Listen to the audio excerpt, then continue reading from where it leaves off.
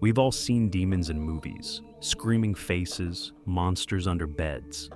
But nobody talks about the corporate structure of hell. Just like our world, the underworld has its own system. It has categories, ranks, and jobs, almost like a dark corporate hierarchy, where everyone has a role to play. Think about it. Who manages the archives of hell? Who handles the diplomatic relations between fallen kingdoms?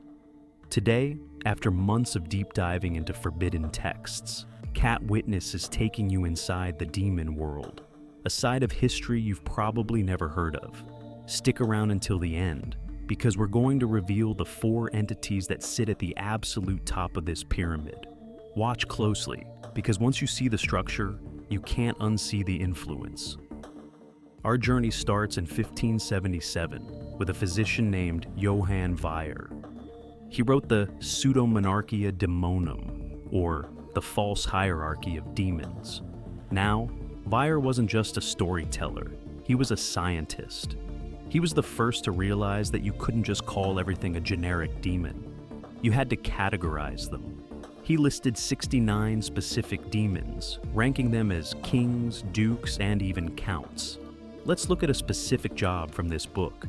Take the demon Paimon. In Weyer's catalog, he's not just a monster, he's a king who is intensely loyal to Lucifer. His job? He teaches all arts and sciences. If you wanted to understand the secrets of the earth or the mind, Paimon was the department head. But he doesn't come alone. He arrives with a roar and a host of spirits.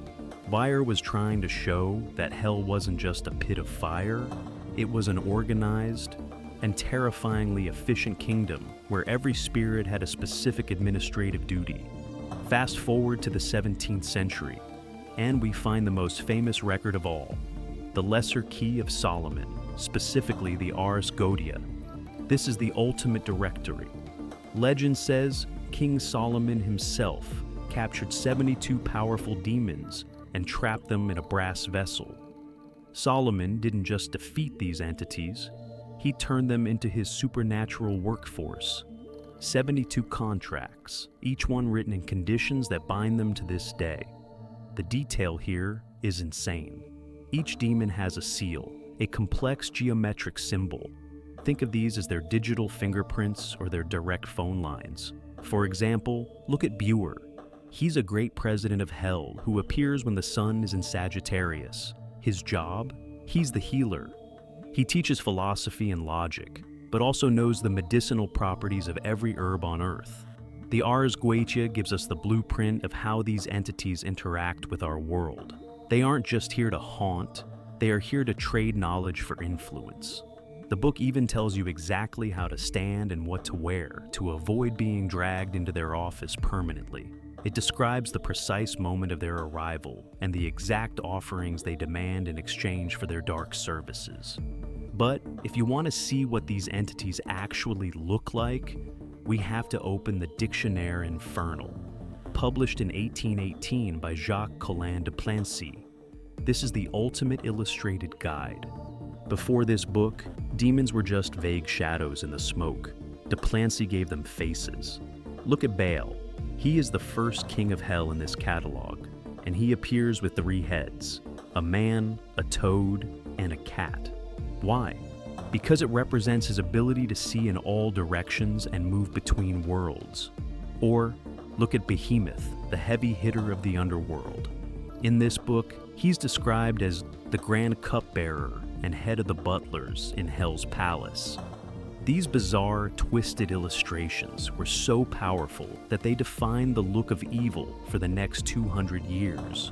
Almost every horror movie you watch today still draws its DNA from these 19th century sketches. This book didn't just list demons, it gave them a culture, a wardrobe, and a physical presence that still haunts our art today. As we move closer to the modern era, the focus shifted from what they do to how they tempt us. The Lantern of Light, written in the early 1400s, tied demons to the 7 deadly sins. This was a psychological map of hell. Lucifer wasn't just a king, he was the CEO of pride. Mammon handled the greed department.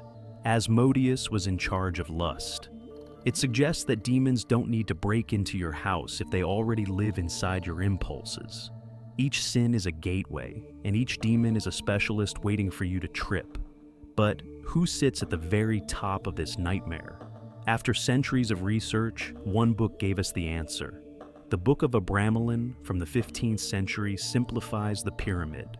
It tells us that all these kings, dukes, and presidents answer to only four: Lucifer, Leviathan, Satan, and Belial. These are the four princes. They don't handle the small tasks, they govern the entire structure of human suffering. They are the board of directors in a company that has never gone bankrupt. While the lower demons are out in the field, these four manage the macro chaos of the world. The more we look into these catalogs, the more we realize that humanity has spent centuries trying to map out the darkness. We wanted to believe that if we could name the demon, if we could give it a rank and a job, we could control it. But the deeper you go into these books, the more you realize that they might be the ones watching us. Are these just ancient myths, or is there a shadows government operating just beyond our sight? I've shown you the hierarchy. Now it's up to you to decide if you believe in it. I am Cat Witness, and I'm watching. The question is, who's watching me?